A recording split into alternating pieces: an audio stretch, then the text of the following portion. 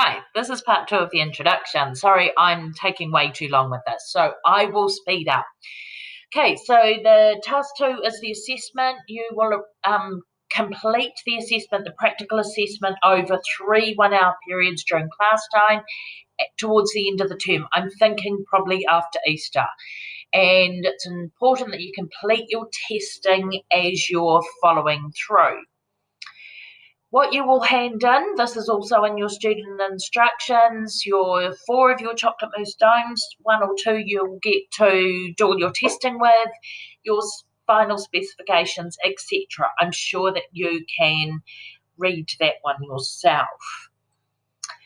The student resources that are included in your student instructions are the recipe, the processes, and the specification qualities.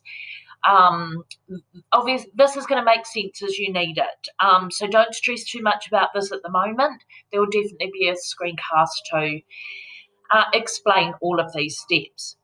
Now, the next one we're looking at, is the student workbook. Now, that is where you will show all of your assessment details. Now, everything on here needs to be completed to be able to pass, and each of the tasks we'll step through as we go through. Have a look at it, highlight what doesn't make sense to you. Possibly it's all at the moment, but yeah, this is what you need to fill in for assessment. Okay, the next one is your assessment schedule. Now, this is really important, obviously. Too far. Assessment schedule, assessment evidence. Now, this has been rewritten into Teach Speak so that you need to be able to understand this. When you go to university, you are going to be required to work out what you need for assessment. So this is your first start of training for that. Obviously, here we've got achieved, merit, excellence. There's very little for merit and excellence that's additional to achieve. It is just the way you work as opposed to what you write.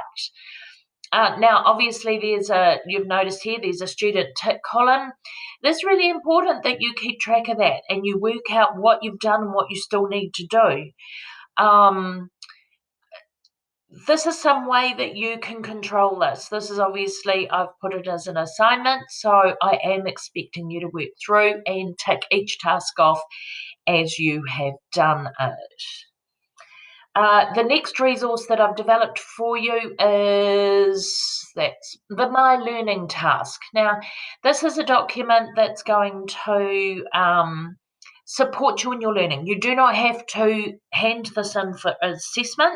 It is purely for you to start recording things. Now, as you'll notice in the tasks, the first task that I've asked you to do is investigate the chocolate mousse domes, create a mind map. Now, that's what this is all about. Here is where you're going to drop your mind map. You can drop in questions here to help you with your learning, whatever you need to do. Okay, so the structure for this term, if we go back to My Learning, structure for this term is you'll always get you've got your student instructions. Now, this is a live document. Please leave it as a live document because that's where I will drop all of your resources in. You'll also have a Google slide like I'm showing you here, as well as the screencast to support your learning and explain things, particularly when we're in lockdown. We'll have tutorials in class. I'm going to keep them really, really brief and very targeted on what you need to know. That's going to come from the feed forward that I give you on your learning notes and the Q&A sessions that we will run every week, and we'll choose a day to run them on. Now, you'll have practicals every week. You'll have a little bit of a control over that as we get further into the term, but you need to evaluate your practicals every time. Now, don't forget photos, photos, photos. This is a report. We need evidence to prove that you've actually doing your chocolate mousse, to compare and contrast your specifications and your quality assurance, and it's photos that will provide that evidence. So please, if you're going to have your phone out in class, make sure you're taking photos of everything you do.